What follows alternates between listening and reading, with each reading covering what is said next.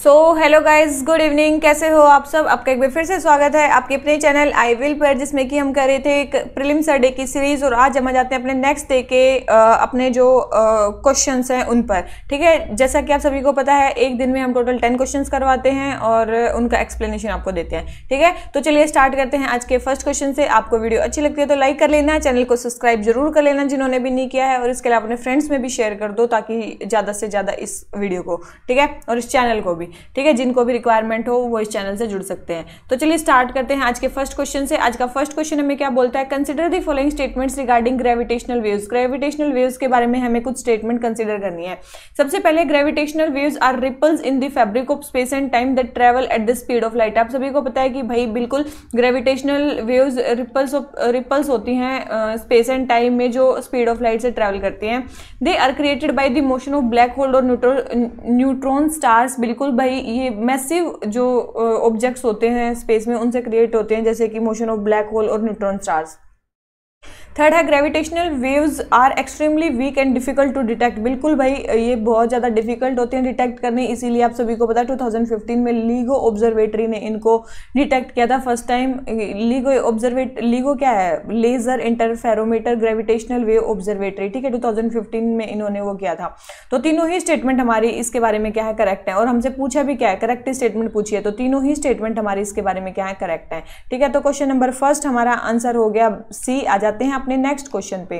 Next question हमें क्या बोलता है? हमें बताना है पर्सनलाइज्ड अडप्टिव लर्निंग के बारे में। किसके बारे में? पर्सनलाइज्ड अडप्टिव लर्निंग के बारे में बोल रहे हैं कि ये एक एजुकेशनल अप्रोच है जो जिसमें टेक्नोलॉजी का यूज किया जाता है, जैसे कि आर्टिफिशियल इंटेलिजेंस, ताकि कस्टमाइज किया जा सके लर्निंग एक्सपीरियंस को इंडिविजुअल स्टूडेंट्स के लिए उनकी यूनिक नीड के हिसाब से। बिल्कुल उसी को बोलते हैं पर्सनलाइज्ड अडप्टिव लर्निंग। आपको नाम से भी पता चल रहा है, पर्सनलाइज्ड अडप्टिव लर्निंग।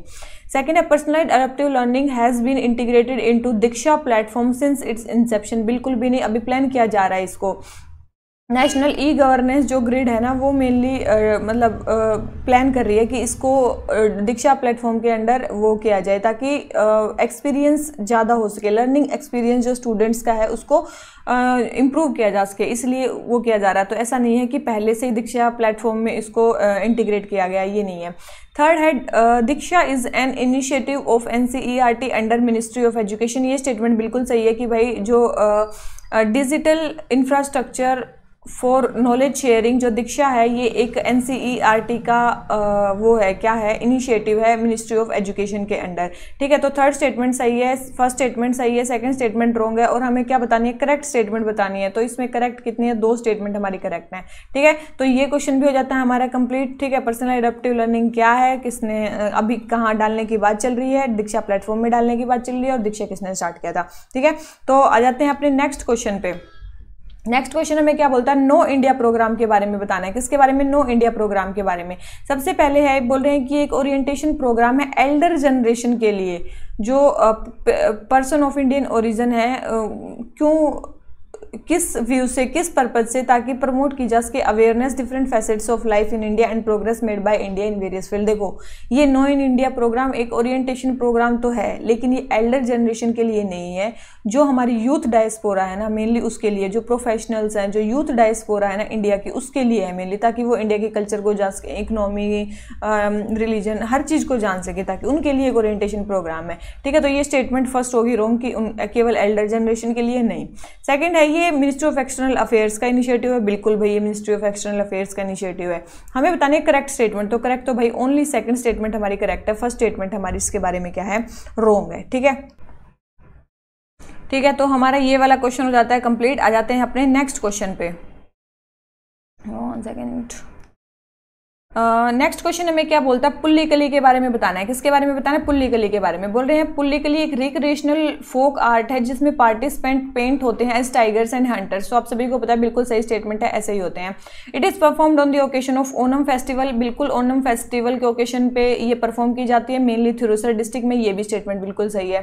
थर्ड बोल रहे हैं इसका ओरिजिन कथकली से नहीं है। भाई, इसका ओरिजिन कथकली से नहीं है। इस हमें बताने करेक्ट स्टेटमेंट। तो केवल 2 स्टेटमेंट इसके बारे में करेक्ट है, और हमारी थर्ड स्टेटमेंट इसके बारे में क्या है? रॉन्ग है। ठीक है, ये देखो भाई, शायद आपको स्क्रीन पे बहुत छोटा दिख रहा होगा, लेकिन शायद दिख जरूर रहा होगा कि भाई देखो ये किस फॉर्म में बने हुए हैं। ठीक है, ये किस फॉर्म में बने हुए हैं, ये टाइगर और हंटर्स की फॉर्म में बने हुए हैं। ठीक है, तो ये है हमारा पुल्ली कली डांस। पुल्ली मतलब होता है लेपर्ड या टाइगर, और कली मतलब होता है प्ले या डांस। मलयालम में बोलते हैं पुल्ली को बोलते हैं लेपर्ड या टाइगर, और कली को बोलते हैं प्ले। ठीक है, तो ये एक रिक्रिएशनल स्ट्रीट आर्ट फॉर्म है जो ओनम के 4th डे पे किया जाता है। ठीक है, फोक कहाँ पे, थ्रूसर डिस्ट्रिक्ट में मेनली ये किया जाता है। ठीक है, और मेन चीज़ टाइगर हंटिंग की चीज़ें इसमें दिखाई जाती हैं। ठीक है, टाइगर हंटर्स बनते हैं, डांस किया जाता है मेनली। ठीक है, ये चीज़ ध्यान रखना। इसके अलावा इनके फेमस, ये इंट्रोड्यूस किसने किया था, महाराजा रमा वर्मा सक्थान तामपुरानी। ठीक है, ये कोची के महाराजा थे, इन्होंने इसको इंट्रोड्यूस किया था। और एक अनदर इवेंट जो इस टाइम पे होता है ओणम के टाइम पे जो फेमस है, वो है अरनमुल्ला बोट रेस। ठीक है, ये भी इसी टाइम पे होती है। ठीक है, तो अरनमुल्ला बोट रेस भी की जाती है यहाँ पे। तो ये कुछ चीज़ें ध्यान रखना, थोड़ा सा इसको स्क्रीनशॉट लेके और इसको थोड़ा बड़ा करके देख लेना। ठीक है,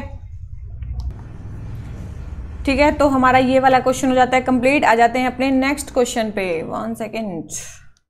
नेक्स्ट क्वेश्चन हमें क्या बोलता है, नेक्स्ट क्वेश्चन है हमारा रवांडा के बारे में। देख लेते हैं भाई। बोल रहे हैं रवांडा एक लैंड लॉक कंट्री है great rift valley of central Africa में। तो आप सभी को पता है बिल्कुल ये एक लैंड लॉक्ड कंट्री है।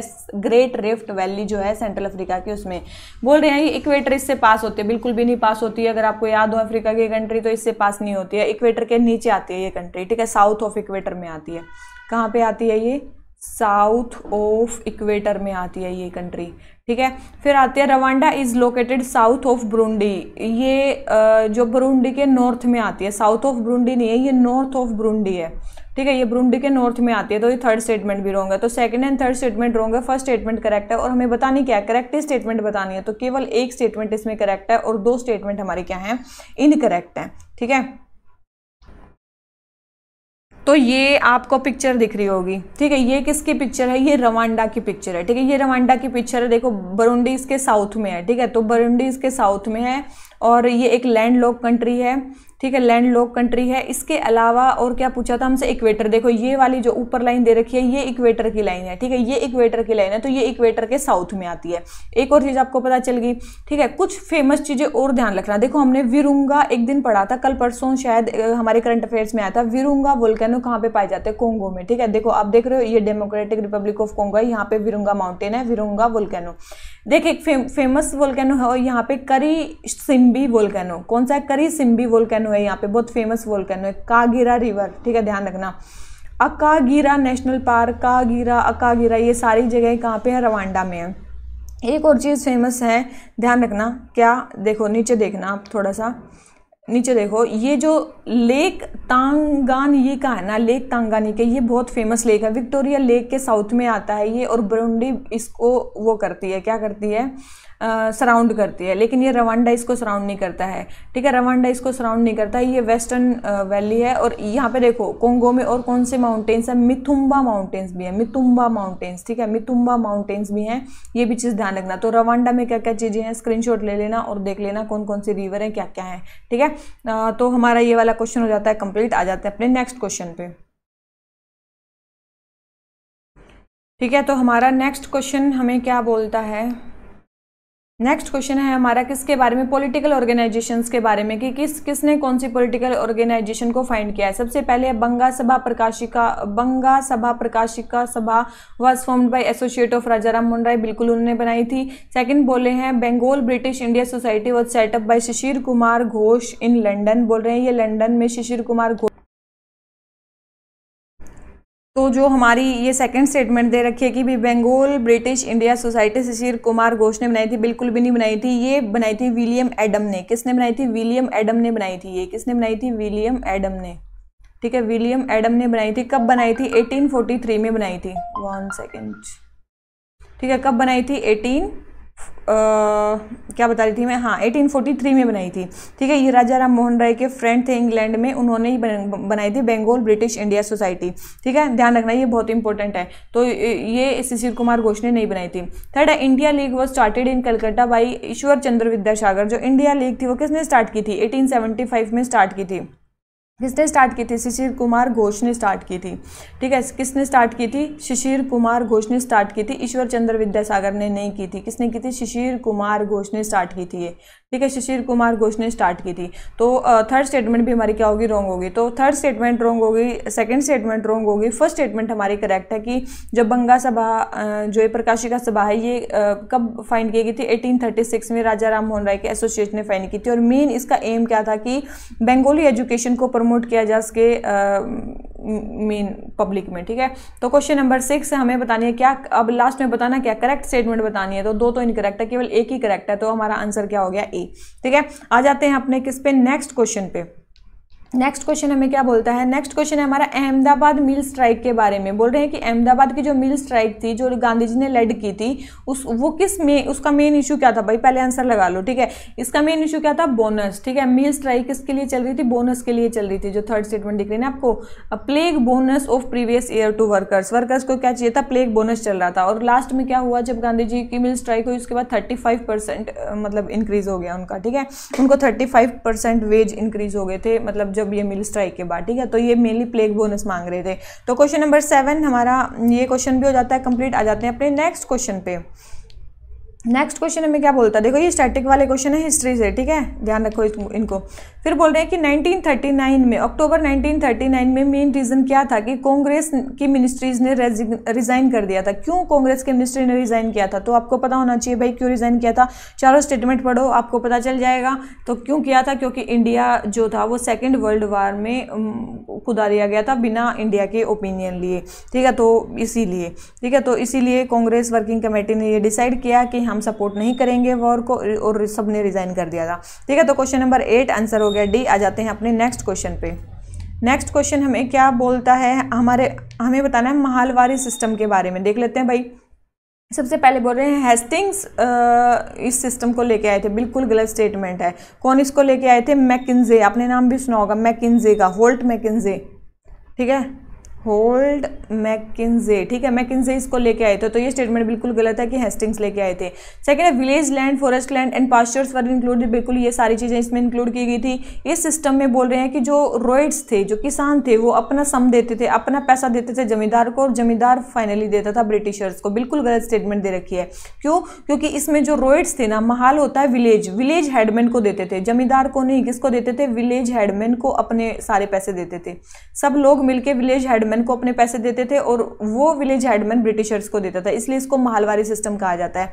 जमींदारी में जमींदार को दिया जाता था। जमींदारी सिस्टम था ना, उसमें जमींदार को दिया जाता था। एक था रियोतवारी सिस्टम, जिसमें डायरेक्ट रियोतवारी सिस्टम, जिसमें डायरेक्ट जो रियोत थे, जो किसान थे, वो डायरेक्ट ही अपने जो टैक्सेस थे वो ब्रिटिशर्स को देते थे। ठीक है, तो ये 3 टाइप के सिस्टम थे पहले में, जिसमें रोहित खुद ही देते थे अपने पैसे। जमींदारी में रोहित जमींदार को देते थे और जमींदार ब्रिटिशर्स को देता था। और तीसरे में क्या था? महालवारी, मतलब जो रोहित थे वो विलेज हेडमैन को देते थे और विलेज हेडमैन ब्रिटिशर्स को देता था। तो ये सिस्टम था। ठीक है, तो ये क्वेश्चन भी हो जाता है हमारा कंप्लीट। आ जाते हैं अपने नेक्स्ट क्वेश्चन पे।